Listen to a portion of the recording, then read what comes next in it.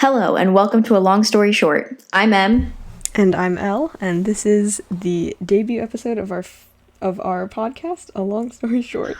What we're going to be talking about is the upcoming school year and how coronavirus has shifted, or for lack of better words, thrown a wrench into most of the high schoolers' plans. Along with what is going to be happening concerning the teenage life and COVID, we'll also talk about just a bit about what's happened so far in 2020 and then what we have to look forward to. So, honestly, I know I talked to you a little bit about it when it happened, but recently we announced after closing schools, and by we, I mean our county, our school district, announced that they were going to be doing a hybrid for the upcoming school year. And then last week, was it last week or 2 weeks ago, they shifted to a 100% virtual, confirmed for at least the first semester of the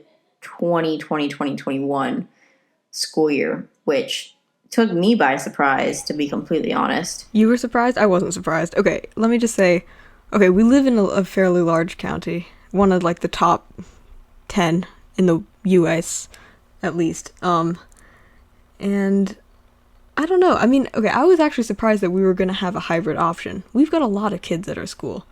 The chances that that teachers would be okay with that and that kids' parents would be okay with that. It is ridiculous to be upset about this. There's a billion better things to be upset about. But while we vent about, because everybody's missing something.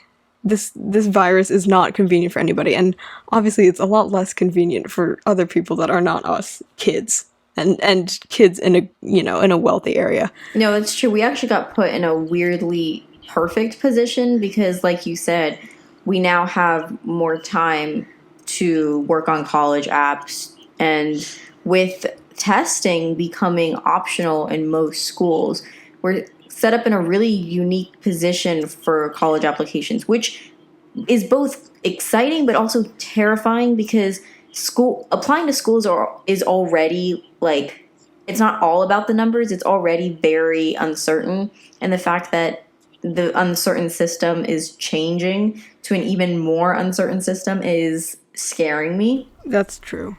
Although, you know what? I do think that if our county adds to the peer pressure of other schools who are trying to decide whether or not they want to have fully virtual or half virtual school years, I think it's better that we put pressure on the side that people stay home. I know people would rather go in, I would rather go in for purely selfish reasons, obviously. But, I will say that I do learn better in classrooms than I do online. It's harder to concentrate online. Yeah, 100%. It's just, there's so many more opportunities to distract yourself or doze off. Yeah, you're rolling out of bed, into class, on your computer. There's too many. They've got kinks to work out. Anyway, I think that it's better that our county is pushes for virtual school, at least for the first semester. There are plenty of countries that got this COVID stuff wrapped up quick because they took it seriously. No, it's true. I wonder what. Actually, no. I think this is causing everything to become a little more political in the sense, our world is already becoming very political in the last 4 years, maybe even 6. It's becoming definitely the gap between ideas and viewpoints is growing. But I think if this year wasn't an election year, I wonder how much politics would play a part. Obviously it's still becoming a huge thing, but I don't think wearing a mask is political. I think it's you either want to live or want to die and kill other people. That's actually a really good point, whether or not this would still be an issue. I feel like I say that too much now that I think about it. I feel like take a shot. No, I think you maybe have gotten it from me. That's something that's rubbing off. It's just a off. stuttering thing. If I don't know what to say, you kind of just fill space with certain words. Yeah, I feel that. But I think, I don't know, here's my problem. I 100% agree that we should have gone virtual. I mean, I chose in person, and I know you I did did as choose in well. So person, but obviously, we know where we yeah. stand. And But but okay, it was not just because I miss my friends, which I do, and everybody's missing something, whether it be a big thing or a small thing, or they're missing, a dance recital or like a soccer game. I don't. Okay, you know what? I don't leave the house much, but like, if you know what I mean. So it's okay to be upset about the little things because everybody's missing a little thing. It's just important to get your head on straight and realize like, the quicker we all follow protocol, the quicker we can be done with this. yeah, exactly. I think I'm just more frustrated with the fact that so many people have neglected the fact, or at least tried. They've. I mean, people say ignorance is bliss, but in this case, they've just they didn't quarantine in the beginning, and they went to the beaches, and now because of that, we're dragging this out. See, here's the thing. I'm okay. The reason I was okay with the hybrid thing is because you don't need, personally, I don't think it's necessary completely to be in class for not a lot, but for most classes, like, it's not completely necessary. You can do math from home. You know what I mean? Because it's just the teacher stands at the front of the classroom and lectures. There are classes like bio and chem where you have labs, or art, or ceramics, where you have materials provided by the school that not everybody has at home. Yeah, that's a fair point. And I think I understand the teacher's position in the matter. I understand it, like I do. They have little kids, they have home lives to go to. Yeah, do you think it But affects teachers? How do you think it affects teachers to go in versus stay at home? I think because there's a lot of traveling time. I mean, you can tell not all teachers like their jobs, and not all teachers like kids, TBH. Like, That is the sad truth, though, isn't there's it? a lot of teachers at our school that would rather not put up with us. And I mean, it's half understandable, but it's also half, why are you a teacher? Yeah, I just Whatever. don't understand. That's There's so many irrelevant. more, like, there's so many other professions that you can go into where you don't have to work And with kids, and you potentially could be making more money. Like, it's not like potentially, teachers. yeah. Yeah, I Most mean, likely. Most likely. yeah, I mean, teachers, they're 100% underpaid for what they do. I mean, they mold the future. That's so true. Okay, because we both found it slightly less effective to learn online than to be in person, right? And We I feel talked like about, there's like, the I feel like there's physical not a whole lot. accountability of it, though, right? Like, That's true. Yeah.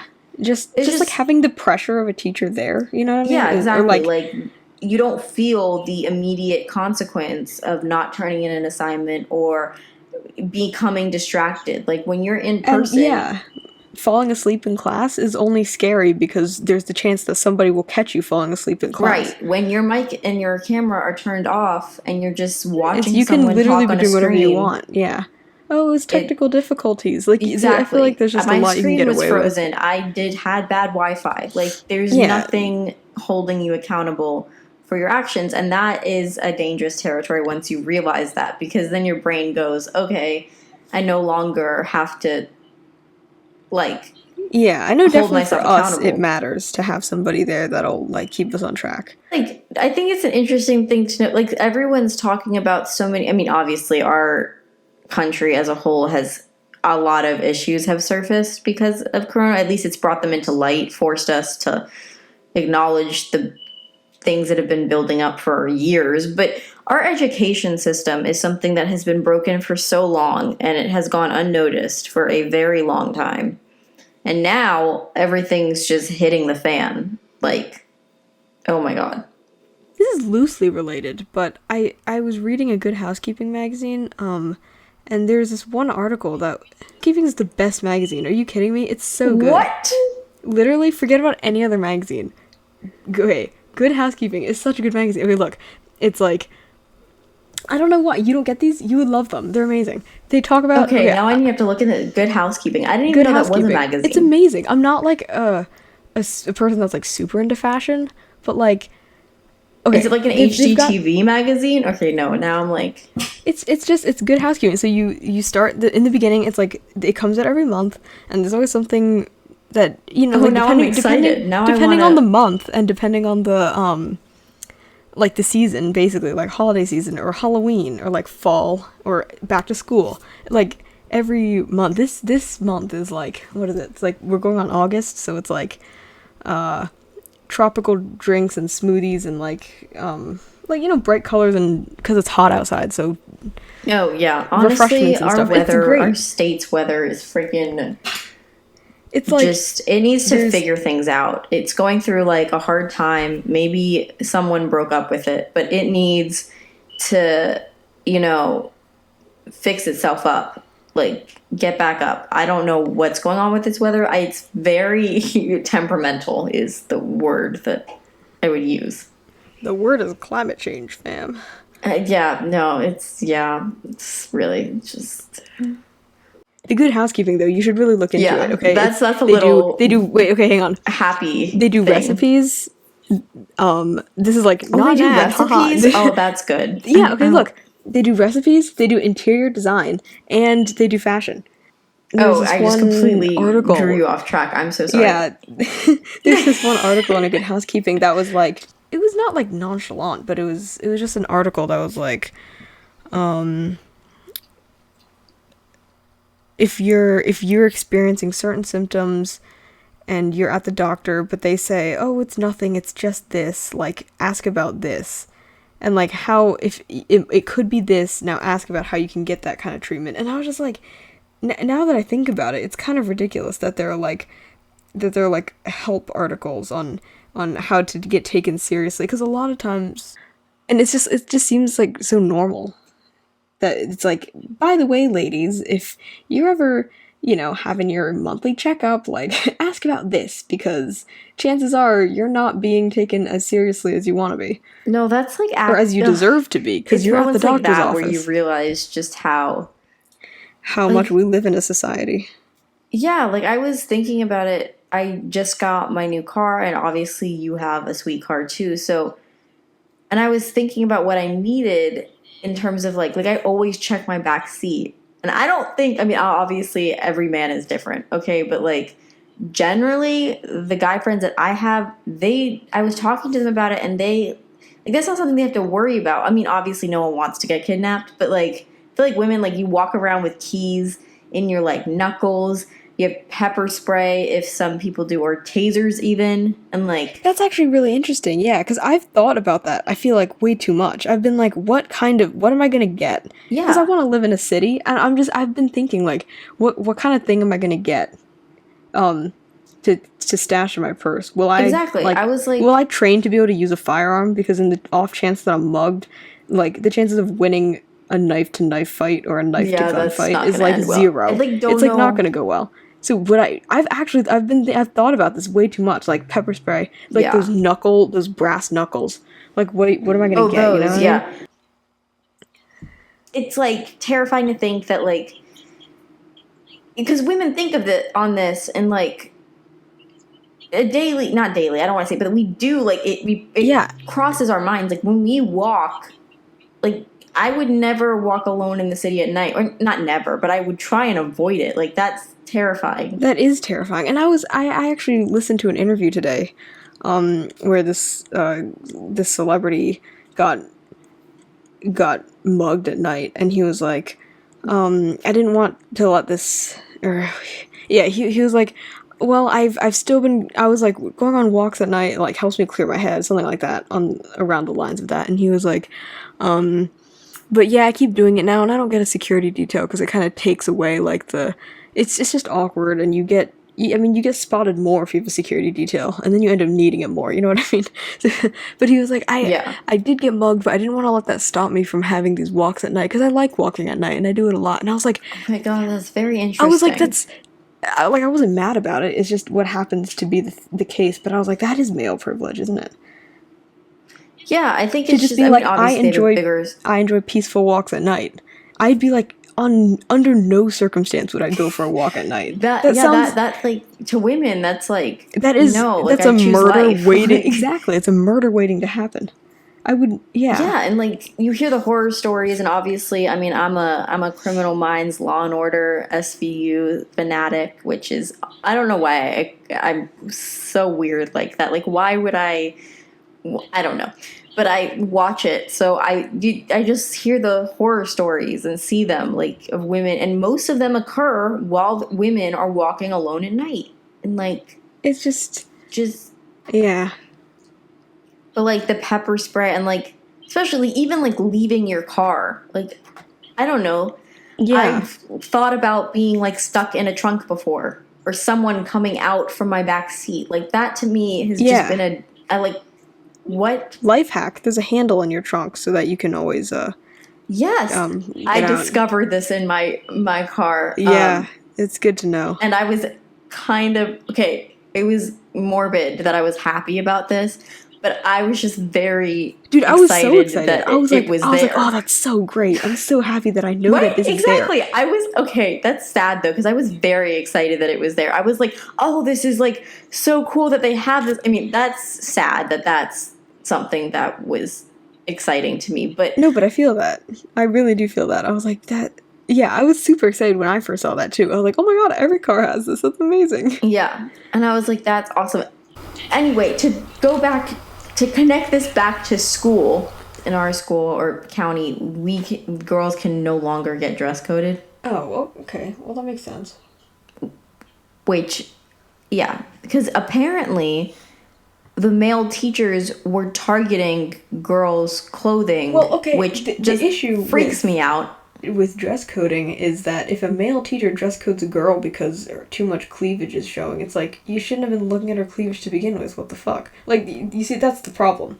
It's like, and then for it to be like, well, only female teachers can dress code female students about it, it's like, then it's then it gets a little fuzzy. Because under no circumstance should a teacher be eyeing up a student. You know what I mean?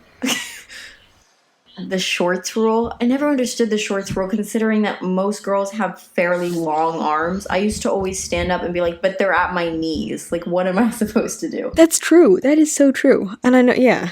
Like, what? I mean, have you ever been dress coded before?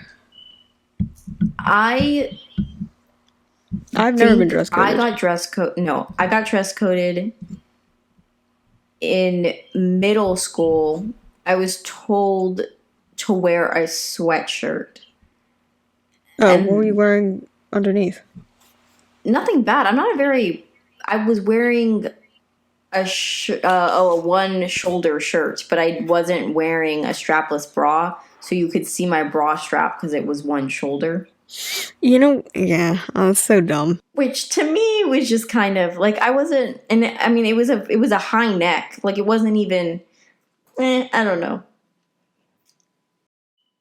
Honestly, I think our education system, there are a lot of problems. Like, that was a main topic of discussion that we realized in our journalism class was, what do we do if a shooter walks in a building and it's not during the times that we normally practice lockdown drills? Like, what happens when we're eating lunch?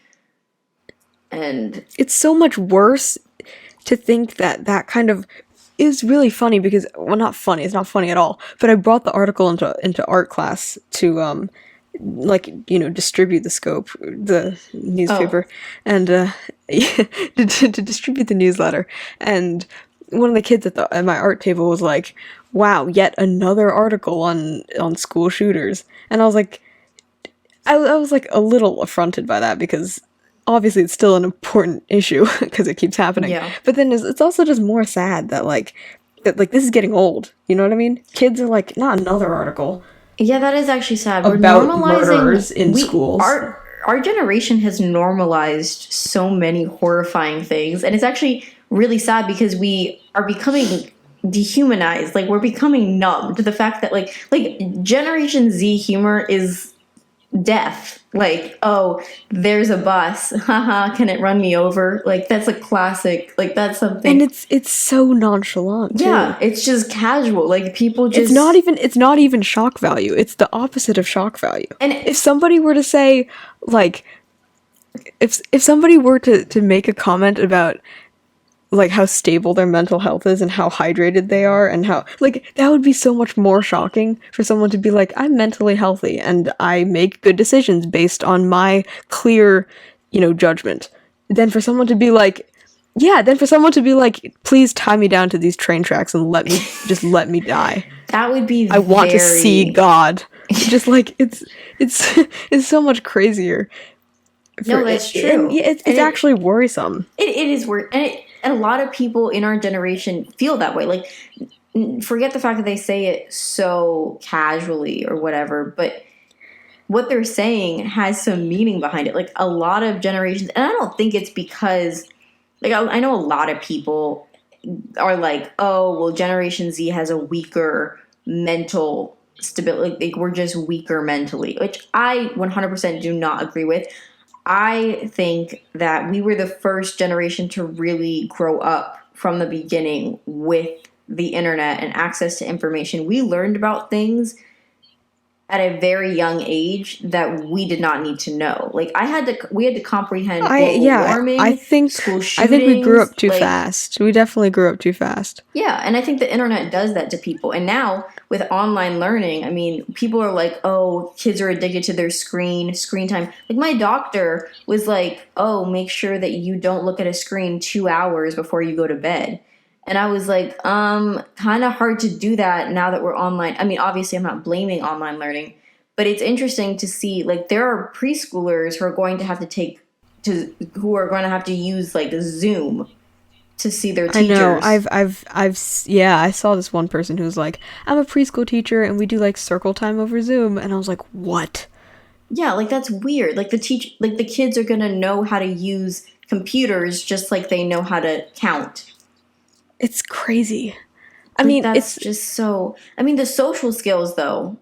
yeah, I used to be like, I'd never give my kid like a tablet before they're this age or whatever, because I never had one. But then I was like, you can't really say that, you know? Because it's Yeah, just a and different time. no, that's true. It's become a necessity now. Like if you don't have access to the internet in that way, then you are setting up your kid for you're setting them up with a disadvantage. Like Because that's just common knowledge. It's not like, oh, like, because I remember when we were in sixth grade and one of my friends had a flip phone and we were all like, oh my god, she's got a flip phone. And she had like a little holster for it, like on her belt to like stick the oh, flip that's phone into. Like awesome. she was like it was like a pager, like she was a doctor or something. And I was like, and she was like, yeah, I've got a flip phone so I can like call my dad when we're on the field trip. And it was like, like that was cool. Whereas Yeah. now it's like that's normal. Like you better know how to call somebody on the phone now. Yeah, like that's Even if something that oh, even if you're it's like five insane or though. six. Yeah. I've got a not like a cousin, I don't have cousins, but like a family friend cousin, who is like how old is he now? Whatever, he's like not yet in kindergarten, but he like definitely knows how to use his mom's iPhone, you Yeah, know? like kids are just you know, and I know a lot of parenting techniques and a lot of learning happens on the iPads now, and I think in some ways it's amazing. But my attention span has decreased so much since I have become addicted to my phone, which was like 5 years ago. So obviously, I'm down to like 1 second per video. Yeah, I think an issue with internet stuff is that or yeah, an issue with like having the internet in general and then also an issue with the way everybody perceives the internet as either a problem or a blessing because there's a balance. There's like kids spend too much time on their phones and like their brains are gonna rot and they're gonna become, I don't know, applesauce. They're just gonna like melt, whatever. Yeah. It's like there's like that, and then there's like because there's I feel like it's not either a blessing or a curse. Nothing is, but the internet mainly is like kids can learn so much faster with the internet and they can access their teachers at all times with the internet. Khan Academy, anybody can have free Yeah. education on the It's internet, definitely a which is great. resource for sure. And it's a really amazing thing. Like, it provides so much accessibility that people did not have. Like, But I nobody mean, spends 24/7 on the internet is the thing. You can't just be like the internet's the worst thing. It's all these kids growing yeah, up that's on like true. glued to their phones. Like people still do sports. You know what I mean? People still Yeah. I mean, I don't know how like much that's going to change now. I mean, we still haven't seen the lasting impacts of Corona, which is scaring me because I honestly don't know how long this is going to affect people there are things that are fun that are not that are not on the internet. that are It's exclusively interesting, not on the though, internet. Yeah, because you can write that and read and draw now, like through a tablet or computer or whatever. But there's some things that you physically cannot do. yeah, like like learning. I mean, like we've been talking about, like I just don't find listening to my teacher talk through a screen as effective as making. I mean, there's something about just being in person and feeling like the presence of your classroom that puts Yeah. you in the mindset to learn. Like, I think a lot of it is, the state of your mind in the place, in the location. Like, we associate certain places with a certain state of mind. I'm not ready to learn when I'm sitting in my bedroom, which is where When my you're desk is. in Yeah, when you're in school, there's like an expectation, at least for us. Obviously, for some people, just people don't give a shit. But, for us, like, there being in school is like, it's like productive time, you know what I mean? Yeah, You're it's always doing something at school, and you're always expected to be doing something at school, and your mind, I think, prepares for that. When you step into the building, like, you're gearing up for like 7 straight hours basically, because I like studied during lunch and stuff too, just because I was yeah. always procrastinating. I was But like, always just yeah, I was always never cramming. ready, so cramming, exactly. And it was like, it's just like a lot to have at once, to go to not a lot at once, because when you're at school, you're surrounded by so many kids. For our school, there's just a billion kids, and there's a lot of communication, and because there's so many people, you have so many different there's so many different I don't know, there's like a lot of stimulation, and then to go from that, like, and having to walk around a lot, and seeing different people and different teachers and different voices, and there's like just so much going on, versus being at home, and you can just stay in bed with a computer. No, it's true. I mean, that's a fair point. Like, you definitely learn social skills and certain you learn a lot about yourself at school. Like, that's something that a lot of people, I think, don't realize. Like, you learn a lot about how you process things, how you learn, how you take notes, I mean, how you contribute to groups. I mean, that's something. But I also feel like that is something that is not, like, realized. Like, what schools don't take into account is how necessary it is to learn those social skills. Like, they are focused on the curriculum, not what you get out of the curriculum, which is one of the reasons why school right now is flawed, because they're looking for the numerical value of, like, okay, you can ace a scantron, but, like, how did you get there? We don't care. Like, it's not as much about the process anymore as it is just the outcome, which I feel obliged to write about a sob story in my college essay when I don't necessarily know if that's the point. The AP exams were so maddening. They hurt my soul. I swear, College Board has broken me. Grading something on a scale of 1 to 5. Do you realize how small of a, like, that's such a small scale, 1 to 5? Yeah, and such a big room for interpretation. And Like, what does and that you don't mean? get any feedback. The fact that they don't give you any feedback clearly, it clearly proves that they don't actually care about improvement. Improvement requires feedback. I just think, like, one of the main reasons I know, because at the end of the day, school is a business in its own way. Like, they get taxpayers' money, and so a lot of schools are not opening up due to liability, which I understand because there is nothing really protecting them in that way. It's sad that that's the way that it is, honestly, but I get it. I understand it. It's just, it doesn't really, it's not good for anybody. I mean, the freshmen are missing their first year. I mean, I'm just talking about high school, but I mean, even, like, I don't know how this is going to affect the younger population. Like, they're going to learn on screens in kindergarten, and I don't know how that's going to affect their social skills, the way they handle information when they're older. Like, we could be creating a generation that, and it's not their fault, but that is less educated than previous generations simply because of the way that they have been taught. Yeah. But I think I'm overall, like, I think it'll be interesting to see how this year or this school year plays out, because honestly, I have no idea what the future holds. But it is a bit I just don't like the fact that we're going in blind. Like, I hate not knowing things, and obviously that is going to become a normalized thing because so many things are unknown. Like, Corona itself is unknown. The future of our year is unknown. Even our education system. Like, so many things are changing. Our economic situation.